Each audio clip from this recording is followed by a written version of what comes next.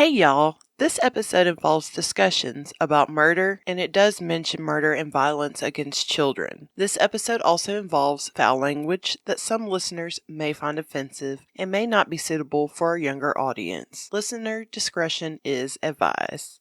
Hey y'all. She's Christina. She's Mary. And you already know what this is. True crime down yonder.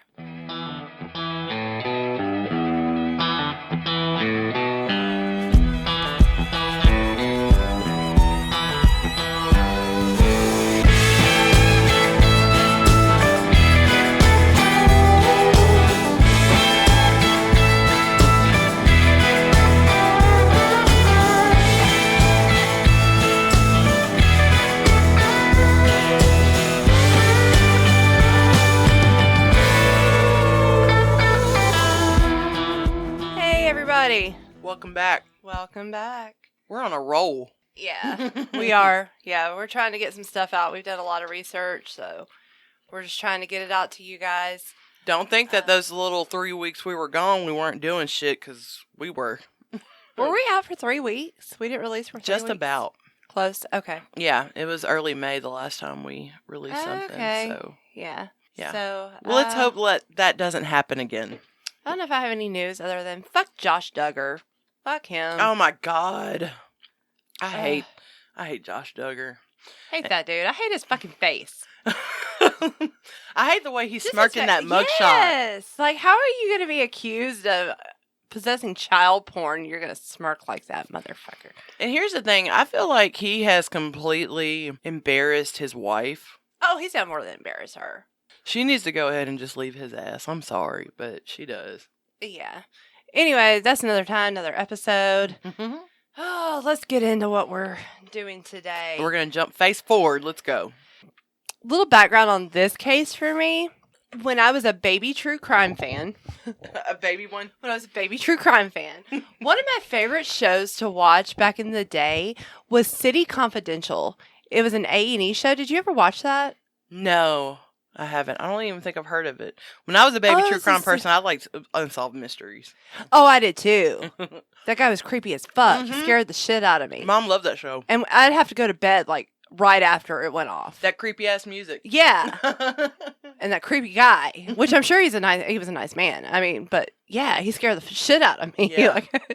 Anyway, yeah, that was another one. But no, this one, it came on A&E from like the late 90s to the early 2000s. I want to say it went off the air like in 2003. Okay. But I remember way back in the day hearing about this case and it like intrigued me. And so I knew at some point I wanted to cover it.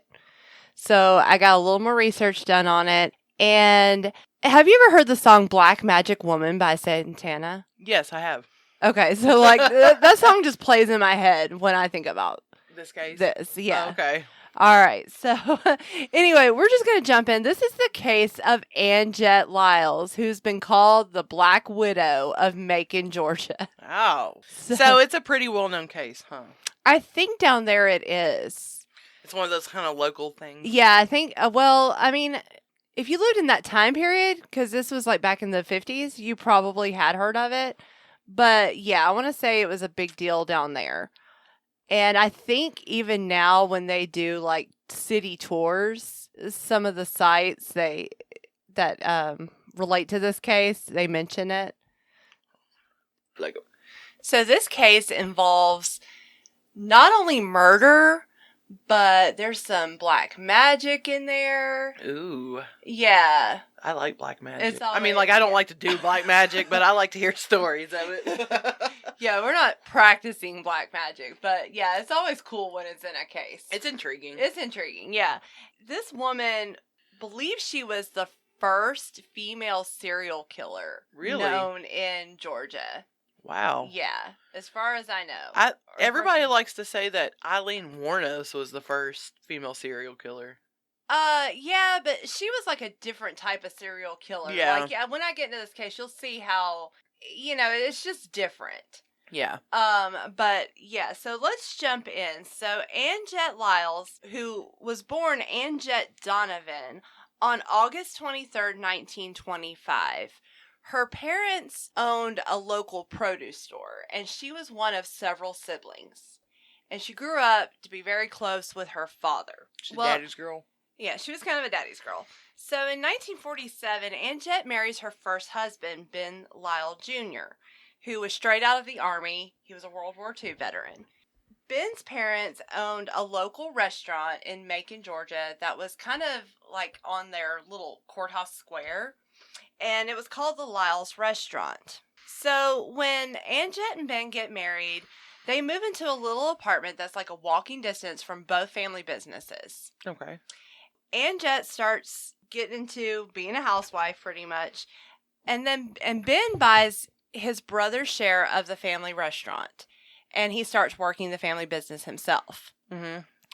Well, not long after they get married and they move into their apartment, Anjette gets pregnant with the couple's first child. Okay. And this came sooner than expected, but it was still good news for them because they had always wanted to start a family. Yeah.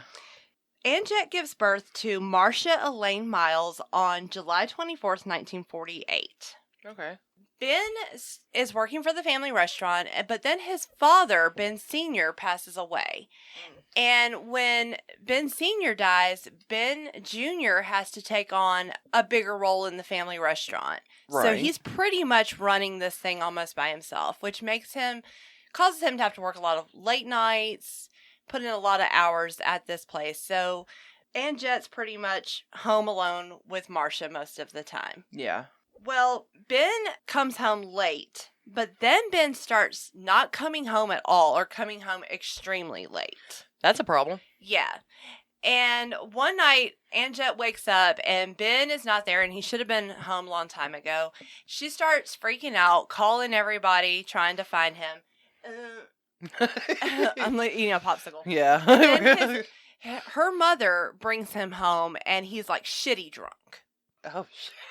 And this starts Ben's downward spiral. He develops a major drinking and gambling problem. Mm-hmm.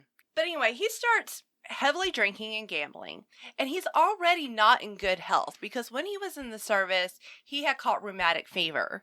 And this caused him to have a heart condition. Oh. So the drinking did not help. And so his health starts to deteriorate to the point that he can't even really work anymore.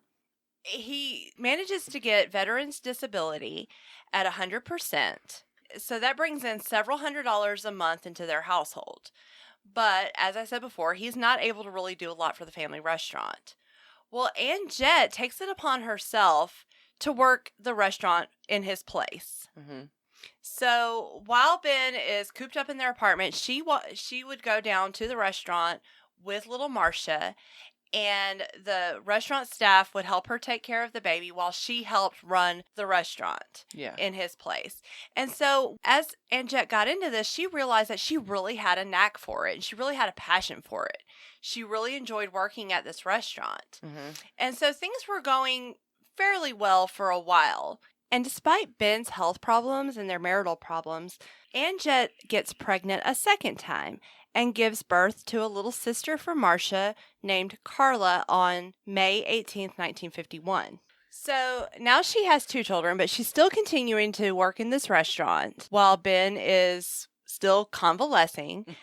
And that's all good until Ben just sells the restaurant out from under her. Just no warning.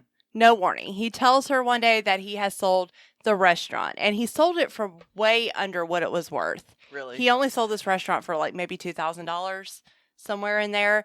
And Anjette was pissed. As she should be. Yeah, because of all the hard work she put into it. But not only that, at this point, Ben's VA disability had been reduced from 100% down to 10%.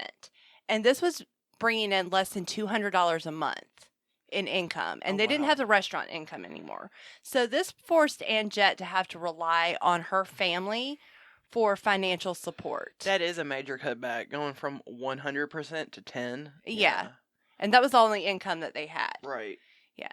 So finally, Anjette gets fed up with him, and she takes the kids and leaves and moves back into her parents' house.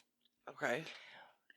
She stays there for a little while, but then she decides to go back to Ben. After this reconciliation and she moves back into the apartment, Ben gets even sicker. He falls critically ill. Was there any signs of him being abusive to her or anything, though? I don't think he ever was physically. I Yeah. mean, I didn't see anything about that. Okay. I mean, but he just had this drinking, gambling problem, had been in bad health, and selling this restaurant just really pissed her off. Yeah. Just really got to her, which you can't really blame her for that. No, I don't. You know, she was working her ass off for the place. But all the profits that they had earned from selling the restaurant just pretty much went off to paying debts. So it's not like it helped them out any. Yeah. But anyway, after they reconciled, in 1951, Ben starts developing strange symptoms. He starts getting these nosebleeds, and doctors at first believed that it was a symptom of his heart condition. Mm-hmm. Well, on January 23rd, 1952, he was admitted into Macon Hospital, moaning in pain, bleeding from his nose and mouth, and had swollen limbs. His body would go rigid at times, and he had frequent vomiting and occasional delirium and twitching. So doctors ran a bunch of tests, but they could not make a diagnosis. They couldn't figure out what was going on with him. Anjette and his mother, Julia, pretty much stayed at the hospital, with Anjette staying by his side 24/7 nearly. She had family members take care of the girls so that she could be there with him. Soon after admission, Ben lapsed into a coma. And again, Anjette continued to stay by his side until he died on January 25th, 1952. This was only 2 days after he was admitted to the hospital. And that baby was just brand new, too. Well, Yeah. Yeah. Yeah, both of them were pretty young. Yeah. But they bury Ben Lyles Jr. next to his father. And Anjette remained a pillar of strength at this funeral. She just would not break down. And She wasn't like the grieving wife. yeah, she wasn't overly emotional, but at 26 years old, she was a widow and a single mother of 2 kids. Yeah, it's rough. She did get some life insurance from Ben, but it pretty much only covered the cost of the funeral. And she was still receiving his military benefits, but it was only totaling up to about $150 a month. So again, Anjette had to turn to her family. And she takes the girls and moves back in with her parents. After this, Anjette becomes determined to make something of herself. Mm-hmm. So she starts looking for a job, and she lands one as a bookkeeper at a local restaurant. And she starts this job with the intentions of learning the ins and outs of the restaurant business because she desperately wanted to get back into it. Because she loved it so much before. Right. She works this job for a little while. In the spring of 1955, she secures 2 bank loans totaling about $10,000 and bought back the Lyles restaurant. And that was a lot of money back then, wasn't it? Yeah. Yeah. She barely had any money to start this place with.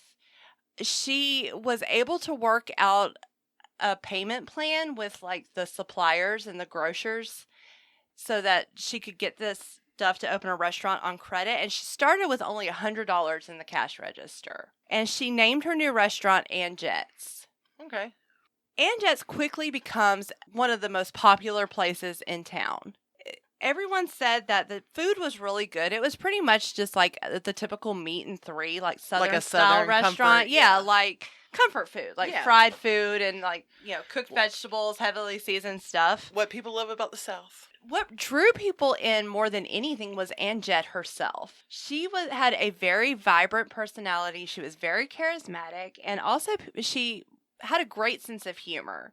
And she never met a stranger. So anybody that came into her restaurant, she would always go and talk to them. And people absolutely loved her. She had several regulars at this restaurant, and it was like in a prime location. It was located near like the local courthouses. So a lot of like attorneys and judges and officers of the court would come and have lunch there. And also it was located near a very popular hotel. And so airline pilots would stay at this hotel during their layovers, and they would go to Anjette's to eat. Well, this is where Anjette meets a young man by the name of Joe Neil Gabbert, and he was called Buddy.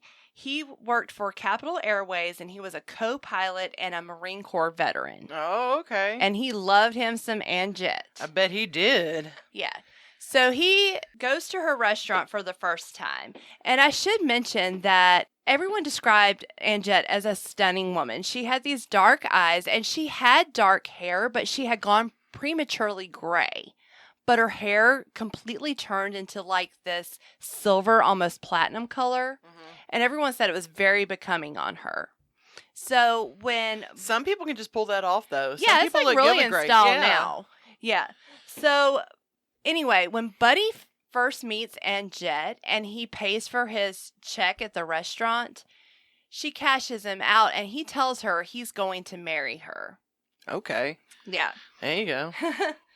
So go straight for it. Yeah. So she plays a little hard to get, but Buddy proves to be persistent, and so she finally starts seeing him. And of course, he's a pilot, so he's in and out. But when he comes into town, she makes time for him. Mm-hmm. She kind of gets used to his company, but then he informs her that he is going back to his home in Texas because he has a side hustle doing some crop dusting. Okay. And he tells her that he might be gone for a little while. So he goes back to Texas and he's talking to her almost daily on the phone. And then finally he invites her to come out there and she accepts. Anjette makes the trip to Texas and she meets Buddy's family. He is showing her the sights in West Texas and he takes her into New Mexico to see Carlsbad cabins. Okay. Not cabins, caverns. And it's during this little trip that he proposes to Anjette. Now, he had asked her several times before, but she had always rejected him. But this time she actually accepted. From the moment she said yes, he told her, I'm not going to give you a chance to change your mind. He insisted on them getting married that night. Oh, wow. Did they? Yes. So they get married. They go to like a local police station and find someone to marry them in the middle of the night in New Mexico. All right. Yeah. The newlyweds return back to Macon, and again they move in with Anjette's parents. And the reason for this was Buddy was always out of town and he would be gone for days at a time. Right. So he didn't want her and the girls to be left home alone. Right. So it just made sense for them to stay with her parents. Everything is going well until it's not. And Buddy goes into the hospital for a wrist surgery. And this is just a minor operation. Everything goes well with the surgery, and he's only supposed to stay overnight. And this was in the fall of 1955. The day after his surgery, he develops this severe skin irritation, and within a few days, his entire body is covered in these itchy, oozing rash. Ooh, that sounds uncomfortable. Yeah. So initially, the doctors thought that he had a bad reaction to the anesthesia. Yeah. It didn't clear up. It got worse, and he was swelling and retaining fluid to the point that the nurses had to puncture his feet to drain the fluid off of him. Ooh, ooh, ooh. Yeah, and even though he was getting narcotics around the clock, he was absolutely miserable, and even telling the nurses to just let him die. Oh, wow. Yeah, and this rash that he had made him just itch all over, and it had gotten to the point that they were tying him down, that he was asking to be tied down so that he wouldn't scratch his skin off. Well, this is hard. Yeah. So just like her first husband, Anjette stays by his side. Yeah. The whole time. And she's constantly asking the doctors if he's going to be all right. And of course, the doctors can't figure out what this is or what's causing this. And one of the doctors asks him at some point, have you been in contact with any arsenic, like any pesticides or anything? Right. And he mentions the crop dusting. Yeah, I was about to say. But chemicals used for crop dusting did not contain arsenic. So it really didn't explain it. Because, I mean, that's food. That's food for people. That's food for livestock. Yeah, but crop dusting, it's a lot of toxic chemicals in it, though. Oh, yeah. But it's not arsenic. Yeah. Buddy stays a little while in the hospital, and eventually he gets stable enough that they're willing to send him home.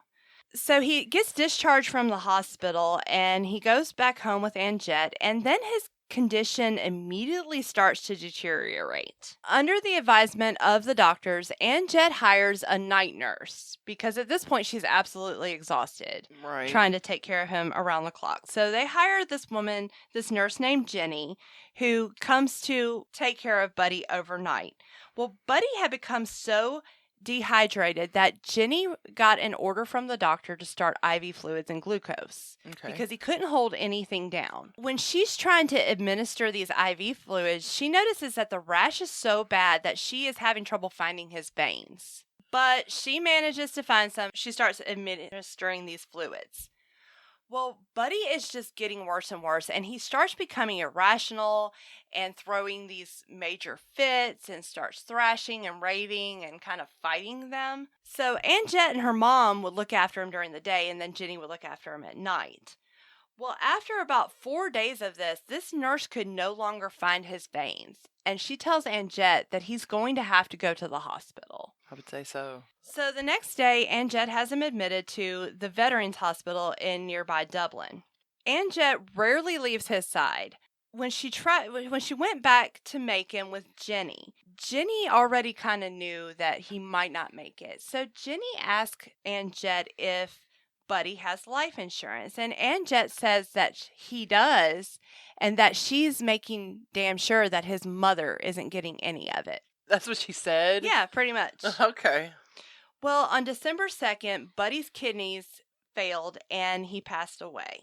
The doctors were still stunned by how he got to this shape, and they had no idea. Right, because he was just there. Yeah, right? I mean, they had no idea what this was, so they wanted to do an autopsy. Mm-hmm. And so they go to Anjette and request this, and she starts crying and says that she promised that she would never let anyone cut him up.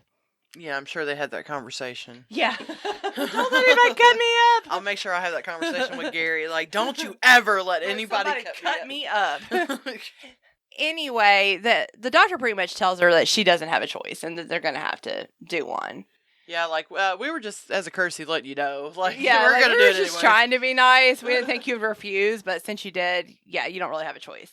Yeah. But even though they did an autopsy, they really didn't find anything that would explain his illness and death. Yeah, but the 50s. So. Right. Well, Anjette seemed to recover quickly from her second husband's death. Oh, I think I see where But this she is going. later tells friends that their marriage wasn't all that great and that Buddy was actually mean to her and had raised his hand to her a few times. Wait a minute, she says this? She says this about Buddy. Okay. So she's pretty much saying there really wasn't any love lost between them. Well, after Buddy's death, Anjette gets quite a bit of money in life insurance. So she goes to court and changes her name back to Lyles. She buys a white Cadillac. She had called a local dealership and insisted on a white Cadillac. They offered her every other Cadillac they had on the lot, but she insisted it had to be white. So they had to get it in from another town. Okay. So she has this white Cadillac convertible. She also bought a house and hired a housekeeper.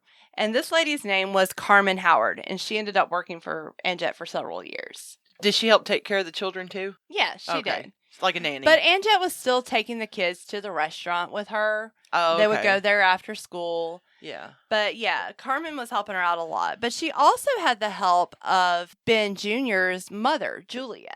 Okay. She was still keeping in touch with her and the girls.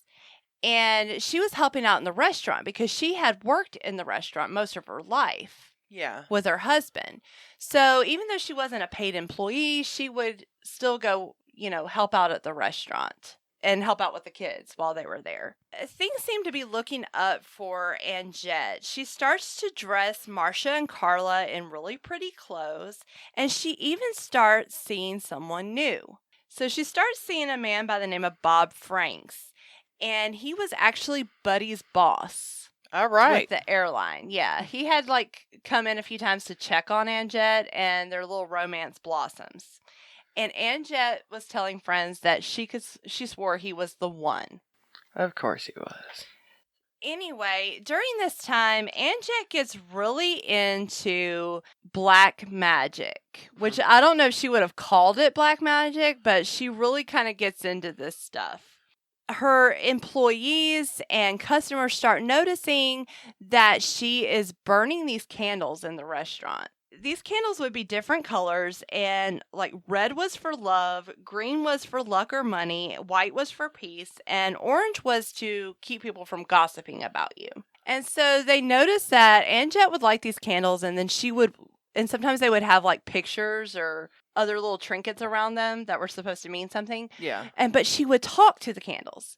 And one of her employees one day asked her, "Why are you talking to these candles?" And she said, "Well, you have to tell the candle what to do." All right.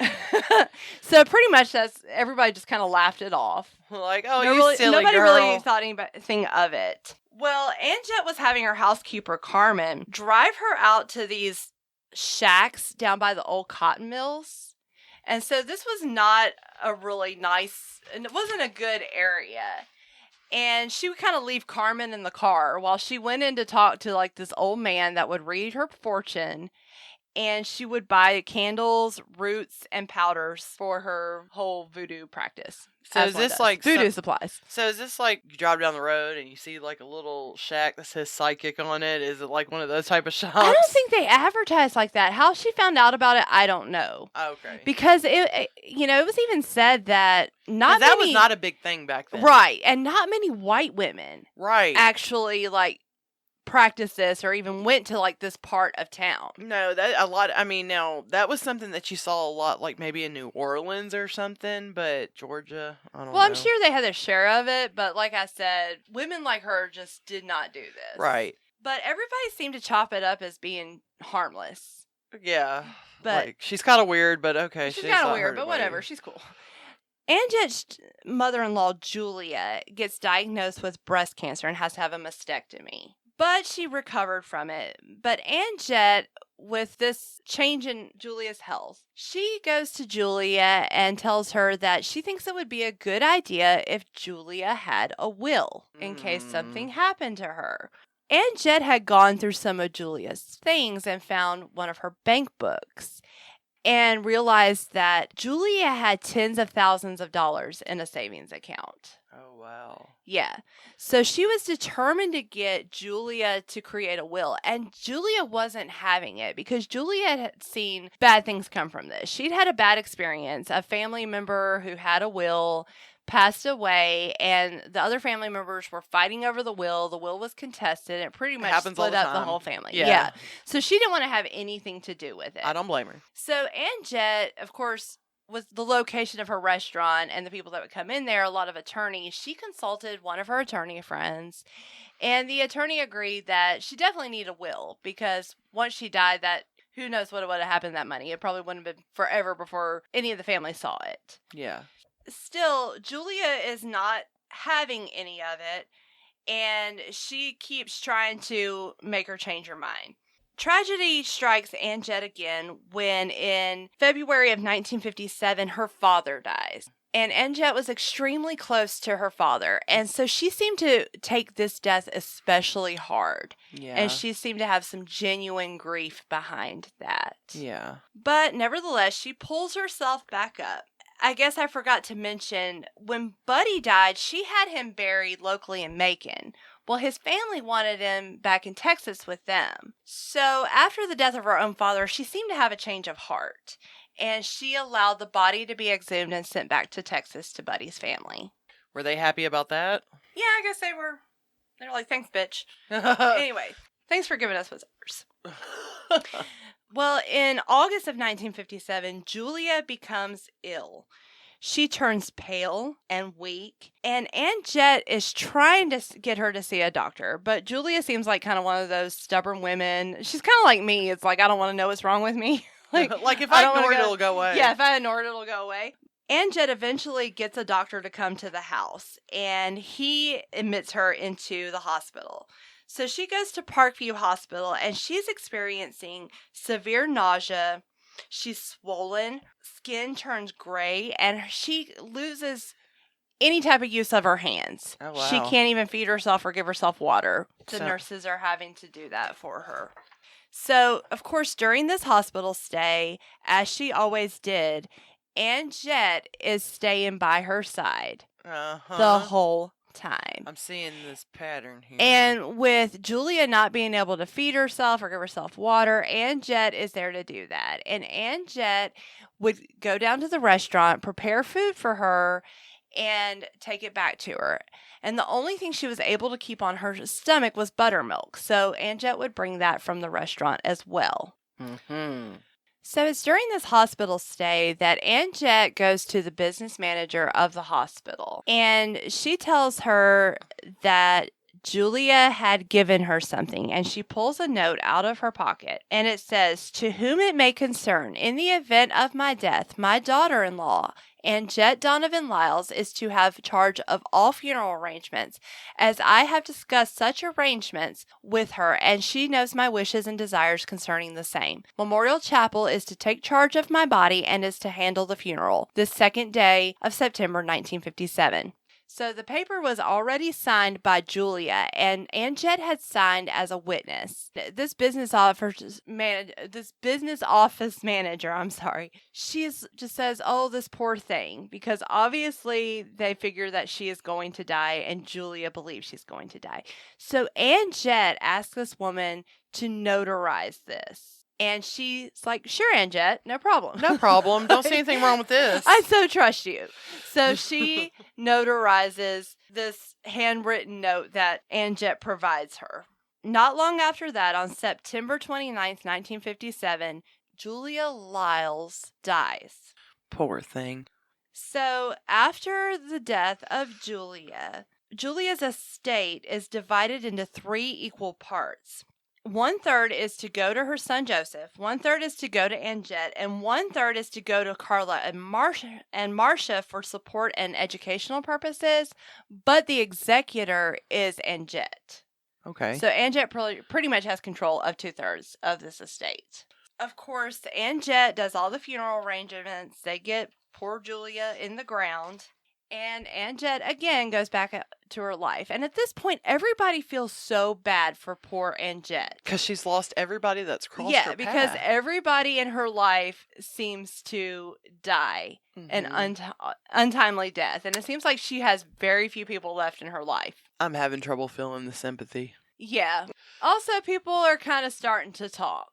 Anyway, so Anjette just goes back to running her restaurant and doing what she does and trying to make the best of her life. And she's still dating Bob Franks. And that seems to be a highlight in her life. The Christmas of 1957, after Julia dies, she spends it with Bob Franks and the kids. But it's during the holiday that Bob confesses to her that he has been seeing another woman. Uh-oh. And breaks up with her. Uh-oh. So everyone says after this, Anjette seemed to change. She wasn't the bubbly Anjette they'd always known. She seemed to be quick-tempered. She seemed to not be quite as happy, not as talkative. And it's around this time that employees of her restaurant notice a different color candle burning, and it's black. And it seemed to be common knowledge that burning a black candle meant death. And when someone asked Anjette about that, she said not always. And she explained that she was burning it because she wanted to break up Bob Franks and his girlfriend. So despite all of Anjette's heartbreak, she still had to carry on. She still had a business to run. She still had to raise her kids. And that's exactly what Anjette was doing until little Marcia starts getting sick. Oh, no. Yeah. So one day while she was at the restaurant, because that's what they did, the kids stayed there with Anjette until she got off. One of the restaurant employees noticed that Marcia didn't look too good. And she had a really bad cough, and she went and touched the child's head, and she was burning up, and her face and head were hot and dry. And so this lady goes to Anjette and tells her that she needs to take Marcia to the doctor. Anjette attempts to kind of treat her on her own, and when that doesn't work, she calls the doctor, and the doctor tells her, well, it's probably just the flu, but Marcia is running a temperature of 106. Yo, that's like... Right, that's like cell damage. Yeah. So they advised for Anjette to take Marcia to the hospital. she gets admitted into Parkview Hospital and gets progressively worse. She's nauseous, she's running a fever, but also she's having hallucinations. And she was described as being a very difficult patient. And she would freak out anytime they would try to give her an injection. Well, she's a child, right? Yeah, she was on these antibiotics. But again, Anjette stays with her daughter the whole time. And at some point, Marcia starts getting a little better. And so everybody is optimistic that Marcia's going to be okay. And even the hospital staff, because the hospital staff were so dedicated to her and they were trying so hard to make her better. And they were it really raised their hopes up that she seemed to be coming out of this. Well, Anjette kept telling everybody that she was pretty sure Marcia was going to die. This is her mother. Yeah. Huh. Like, she's going to die. And I'm noticing a lot of the same symptoms as they're her father. they all kind of have the same symptoms. Huh. As she was getting better, and as the doctors were starting to say that they felt like Marcia was going to make a full recovery, Anjette refused to believe it. Anjette kept insisting she was going to die. And even while Marcia was on the upswing, Anjette ordered a casket. So she's already planning this girl's funeral? She's already planning and the doctors the funeral. are trying to save her life? Right. But Anjette stays with her, and Anjette is still, like the others, she is preparing food for her and bringing it to her and also making her lemonade and bringing her drinks up to the hospital. Can somebody please stop this lady from, like, bringing shit to these people? That would be a good idea, wouldn't it? Yeah. Well, it doesn't work. Marcia also dies. Bless her heart. Yeah. She's a baby. Right. While Marcia was sick, an anonymous letter was sent to Marcia's paternal aunt. This has been Junior's sister and Julia's daughter. Mm-hmm. And it didn't leave a signature or a return address, but this letter said, "Please come quick. Marcia's getting the same dose as the others." Well, when Marcia's aunt got this letter, she called the police and turned it over to them. Well, the police at the time thought that somebody was just trying to cause trouble. Like, just fucking with them? Yeah, so they didn't look into it at all. After the death of Marcia, she turned it over to the coroner's office. Yeah. And the coroner determined that it was definitely necessary to perform an autopsy on little Marcia. Right. They kind of did this in secret. They didn't tell Anjette. They didn't tell anyone. They went to the funeral home late at night, like the night before she was buried, and took tissue and hair samples, and also samples of the embalming fluid used in her. So they take all these samples and they ship it off to the lab in Atlanta. And meanwhile, Anjette buries her baby.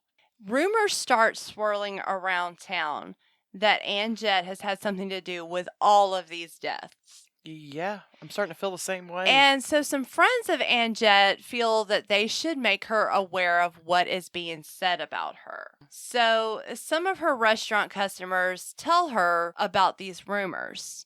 So she's already aware that she's fallen under some suspicion. So it's not really a surprise to her when the coroner calls her into his office. Well, when he does, he calls her in because he wants to get a medical history of her and also ask her some questions. She brings little Carla with her, and when she goes to the medical examiner's office, she tells Carla, Tell this man what you told me. So Carla relays this story that her and Marcia and these twin girls who were playing with them, they were playing hospital. So they were pretending to be doctors and nurses, and they were even giving each other medication. And that at one point, they were giving each other taro ant poison. Okay. Because kids just eat that shit up. Yeah, it's good, right? They just eat that shit up. So Anjette provides a paper bag with 2 bottles of the taro ant poisoning. The doctor immediately examines Carla. Right. Because he's freaking out that this child may have ingested arsenic, which was what was in the taro ant poison. Yeah, I could tell. Because, I mean, it's just... You lose, like, feeling and your I mean, and your back nerves. in the day, it was so easy to get a hold of some damn arsenic. Like, yeah, they don't even put arsenic in ant poisoning anymore. Right. I was watching something, that show, Very Scary People. Have you ever watched that? No. Donnie Wahlberg. No? It's pretty good. It's a true crime show. Really? I was watching it, and I didn't finish the episode. I think I fell asleep. But it was another guy that was, like, killing people with taro ant poison. So I guess this stuff was a pretty easy way to kill folks back in the day. Yeah. But now arsenic's not put in ant poison because people were taking advantage. Yeah. Which really sucks because I'm sure the shit worked on some ants. Like, I'm sure it would just annihilate your ant infestation. You haven't heard the case of, I think her name, Peggy Carr? I don't know. She was killed by arsenic poison by her neighbors, and, like, some of her kids were affected by it. And literally, they survived, but they had lifelong effects from it. Right. So, yeah, it's pretty gnarly shit. I mean, but yeah, back in the day, you could just get that shit over the counter. It was no big deal. So after he examines Carla and determines that she's okay, he tells Anjette, like, hey, you might want to call these girls' parents and let them know about this. So Anjette's like, yeah, okay. So she just gets on the phone and she calls him up and she's like, Mrs. Jones, this is Anjette Lyles, and I just want to let you know that your kids may or may not have ingested ant poison. And Mrs. Jones like, okay, girl. Okay, bye. It's cool. I'll watch them. It's all good. Thanks for letting me know. And that's, like, the end of it. Like, they're just not that concerned at all. So nothing ever came of the twins. No. Like, being sick. So according to Anjette, like, no, they were completely cool about it. Oh, They're okay. Cool with it. Yeah, no problem. They're cool with their kids. This happens all the time. It happens with all the kids. time. My kids are constantly eating damn ant poisoning. I can't get them to stop. So this doctor sends off the ant poison that Anjette provided and said that her daughter may have ingested. He sends it off to the lab, the same place that has all the tissue and hair samples from Marcia. And while they are waiting for the results, Anjette herself starts having some health problems. She has some problems with her legs, and she is admitted to Parkview Hospital for treatment of phlebitis. It's there that she has to stay there for quite a while to get better. And at this time, and I saw this on City Confidential, one of her attorney friends goes to her and he's kind of trying to give her some friendly advice. He's like, look, Anjette, you know everything that's being said about you. You do not need to make any statements. You do not need to say anything until you hire a damn good attorney. Right. And he is an attorney. So she's like, oh, okay. Would you like to represent me? And he's like, no, because I think you're as guilty as homemade sin, and I don't want any part of it. And she's like, okay. I made some turnip greens. You want some? Fuck no.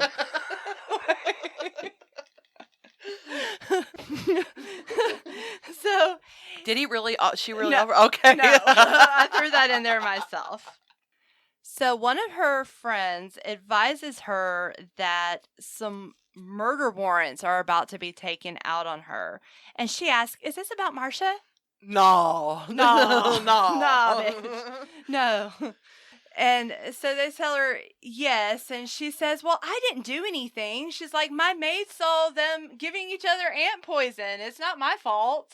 Sure. And so they said, well, it's not just that they also have some witnesses, and they didn't disclose who the witnesses were, but disclosed that they were Mrs. Lyles' relatives, and that they were also looking into Julia Lyles' death as well. Around this time, Anjette opens her bag and she pulls out a piece of paper, and it's like a copy of a letter, and it reads, Anjette, please forgive me for doing the things to you that I did to little Ben. I did wrong, and for that I am paying with my death, as I am the cause of my son's death and my own.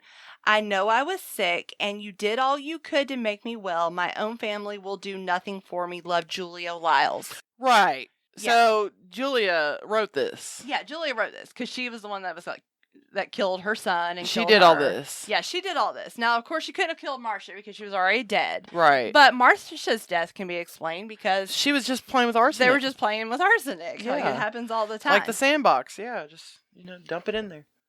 So not long after, sure enough, after the results came back from the lab, and they found arsenic in Marcia's system, they did issue an arrest warrant for Anjette Lyles. Good. And at this time, she's still hospitalized. And they also had all the bodies exhumed of Ben Lyles, Julia Lyles, and Buddy Gabbert back in Texas. Good. And started looking more into them. Now, did they figure out why she was having health problems? No, I think she was just having health problems. Just Karma's a bitch, and so is she. I didn't know if she maybe started giving herself arsenic to be like, oh, see? It's me too. Right. No, I don't think she was poisoning herself. Like, the kids look like they were having so much fun. I decided to join them. Yeah. The kids made me a cup of tea. Yeah. Okay. Anyway, Anjette is served the arrest warrant. She's still in the hospital. She hasn't been cleared yet. The police, of course, search her home, and they find even more ant poison because she had like a major fucking ant problem. A big one, huh? And they find all this voodoo stuff. They find all these candles and all these like spells and potions, and they found like a picture of Bob Franks in a bag, like she was doing some weird spell with him. Was she making like dolls and stuff or not? I don't think she was doing the dolls, but she was doing some weird stuff. Like some Which, I mean, if you're manifesting. into that stuff, that's cool. Whatever. As long as you're not really killing people, do what you do. So this becomes like a media sensation. And of course, you can't charge somebody for practicing black magic or voodoo. People can do whatever they want as far as that goes. But the police released it to the media. Yeah. And this gets out, and people are freaking out. And then when people figure out that Anjette could have possibly poisoned these 4 people, everyone had eaten at this restaurant. I didn't even think about that. She runs a Everybody is restaurant. freaking out that she may have been poisoning their food. Like, they're running to get checked out and whatnot, thinking that she's put this ant poison in their coffee. Right. Anjette is finally cleared to leave the hospital, and she's taken into the Bibb County Jail. Okay. To await her trial. Well, at this time, Bibb County rarely arrested white women. They had arrested some black women and a lot of men, but they rarely arrested white women. So they decided to take her special care of her. Oh, they my decided they God. needed to have a female guard her.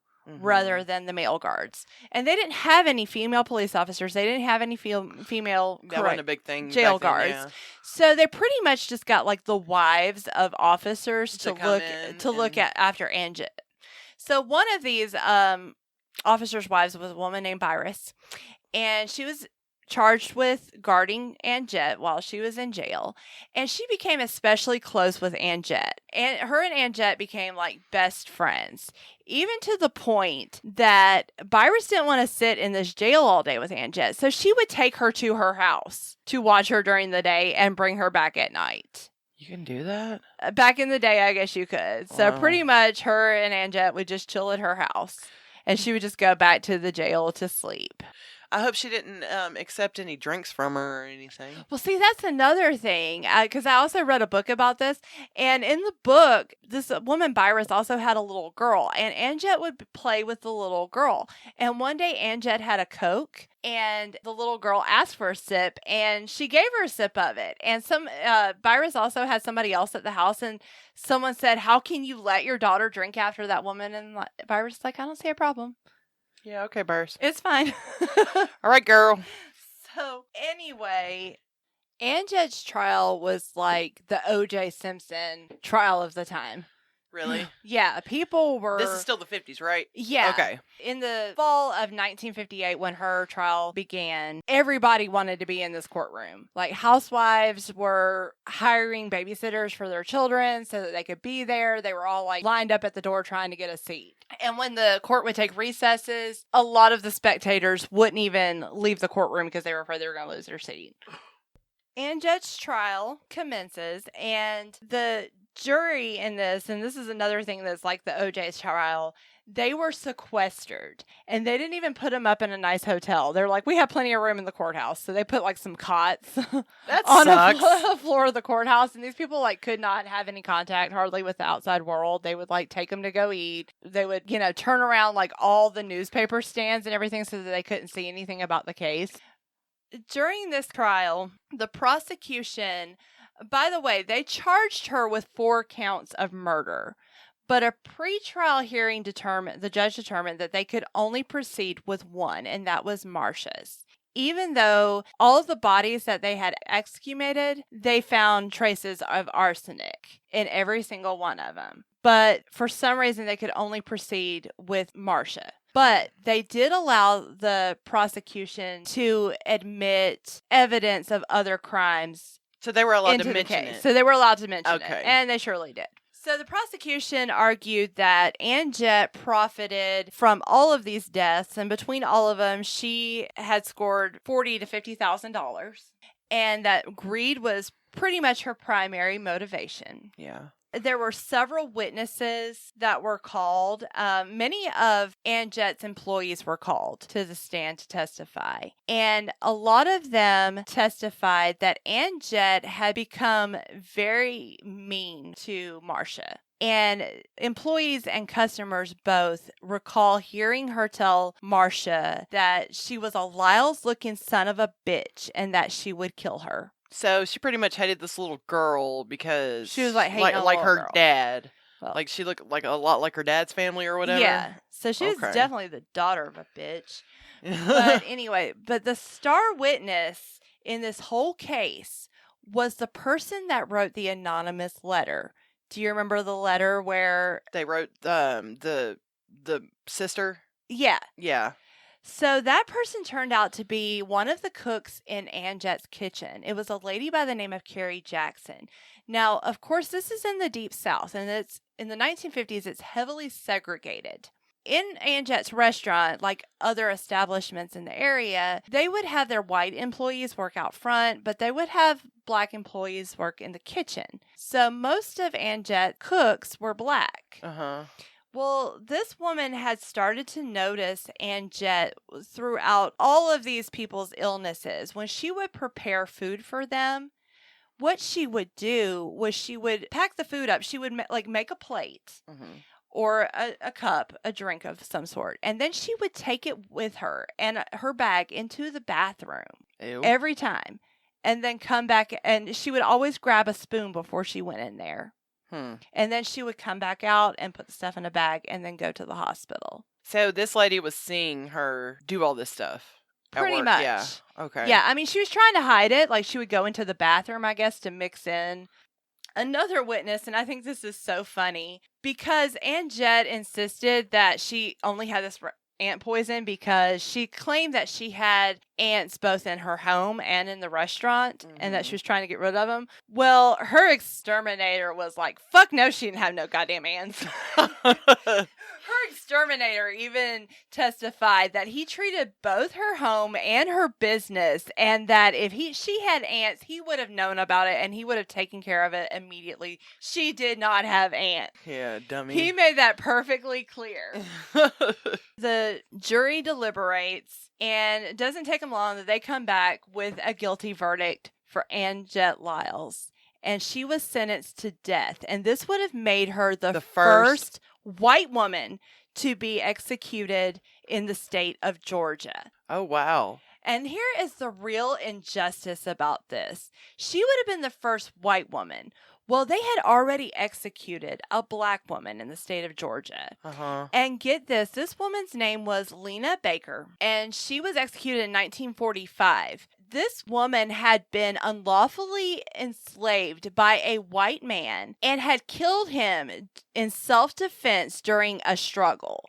Okay. And they sent her to the electric chair. Fucking terrible. But for some reason, they were going to find every excuse in the world to not fry Anjette Lyles. They just could not bring themselves to kill a white woman. Yeah, because instead of Georgia. that lady was just, I mean, right. she was She defending killed herself. one person in self-defense, somebody who had enslaved her. But Anjette this woman was killed poisoning like her own children. killed her and child and her husband's. Yeah. And her mother-in-law. So that's like the real injustice about this. So of course her attorneys appeal the conviction, but after the first appeal, the conviction and the sentence were held up. So she gets transferred to the state prison, and they didn't call it death row back then. They called it the death house. Okay, yeah. But she gets sent there for a little while, but then her attorneys file an insanity defense, and they have her evaluated by doctors. And they make an appeal based on this because it was illegal to execute somebody who was insane. Yeah. These doctors testify that Anjette is insane. They believe that her to be schizophrenic. They believe that she would only get worse. And guess what? They bought it. So Anjette got to spend the remainder of her days in a mental health facility. Shove it up her ass. Right. She wasn't insane. She was a smart woman. She was was cold and calculated. She was evil. And during this appeal, the prosecution even presented, she had like fallen in love with another inmate, and she had written him a letter. And in this letter, she's obviously very coherent. She obviously knows what she's saying and what she's doing. But when she would talk to these doctors, she would act completely differently. So what they told her was she would have to go to this mental health facility to get better. And once she got better and she was declared sane, well, then she would have to serve out her sentence, which would mean death. So what is she going to do? She's going to act batshit crazy for the rest of her life. Did you read anywhere anybody that worked in the hospital said that, they saw her not really acting crazy or anything like that? That it seemed like it was an act? Oh, yeah. Okay. But so here's the thing. She gets to this hospital and she kind of makes herself at home, and she's determined to get in that kitchen. And she wasn't supposed to be around food. She wasn't supposed to be around anybody's shit. It's like a sex offender. It's right. like you can't be within 1,000 feet. The sex offenders can't work in the daycare center. The woman that poisons everybody's food can't work in the kitchen. Yeah. Common sense. Well, she manages to sweet talk her way into that bitch. And before long, she is working in the kitchen, helping prepare meals. She's preparing and serving coffee. What the fuck? I know. What's wrong with these people? Fuck? Anytime that they evaluate her, she acts completely different than she does any other time. I just think they didn't want to fry her. I think they were just scared to death to fry a white woman, that they were just going to let it go. Not me, fry that bitch. Speaking as a white woman in 2021, yeah, fry that bitch. It wasn't they weren't an endangered species. There's still plenty of us. And I will tell you, fried Anjette Lyles, it would have made it. And I will tell you, there's some really crazy white women out there that that aren't insane. I mean, there's still crazy women. They're crazy people everywhere. But anyway, I don't think Anjette was one of them. I think she was just evil. And while she was in the Central State Hospital in Milledgeville, this is where she was serving out her sentence, she was said to still be practicing her magic. And even though she couldn't have candles, she would often try to do like tarot card readings with playing cards. Yeah. So she was still doing the same stuff. So at some point, a psychiatrist from Japan came to this mental health facility, and he was just kind of touring the place or maybe doing an internship there. And he knew that she was there, and he asked one of the doctors, he said that while he was there, he really wanted to see Anjette Lyles. And this doctor says, well, who do you think brought you your coffee? I nearly passed out. Well, anyway, so she never did get sent to the electric chair. They always said she was insane, but didn't mean that she survived long, because on December 4th, 1977, her little black heart finally gave out on her. She died from heart failure while at the Central State Hospital in Milledgeville. How old was she? She in her 40s? She was in her early 50s. 52. Okay. Yeah, she was 52. And she was buried next to Marcia and Ben. I don't think they wanted her there. They didn't stand up and say anything. Yeah, I'm sure. But, okay, so I do have a question. So, and I think I know the answer. It's pretty obvious, but I'm assuming that she went in there and made Carla say that she was playing with arsenic. Yeah, obviously. Yeah. Okay. And whatever happened to Carla? I'm not exactly sure what happened to Carla. I'm assuming that she was raised by relatives. I really don't know. I don't know I don't think she's done any interviews or anything as an adult. But I do know that she may have been the very well have may been the next victim, because Anjette, apparently Carla took it really hard when her sister died. And Anjette was going around telling people that Carla had told her that she wanted to go to heaven to be with Marcia. One thing I forgot to mention, while Anjette was doing her stay in this mental hospital, she would tell her friends, her visitors, because she would act perfectly fine. Right. And jokingly, she told one of her friends one day, they all think I'm crazy, and I'm going to keep letting them think that, because the moment they don't, they're going to fry my ass. Oh, so wow. that already lets you know what she was up to. Yeah. Wow. What a wild bitch. I like how you told that story, though, because you made it seem like she was just a really, there for her husband type of hardworking woman. Well, that's what everybody thought she was at first. Yeah, no, But I like that. Aren't always what they seem. That And so I owe a lot of the credit to, I did watch City Confidential. Like I said, that's where I got the idea. I think this case was also covered on Deadly Women. Okay. And I remember seeing the episode, but I really didn't refer back to that when I was doing research on this case. But the biggest thing that helped me was a book, and we had posted it on the Facebook because I was like ecstatic when it came in. And it's called Whisper to the Black Candle and Voodoo Murder and the Case of Anjette Lyles, and it was written by Jaclyn Weldon White. Okay. Really good read. Yeah. Yeah, and very interesting case.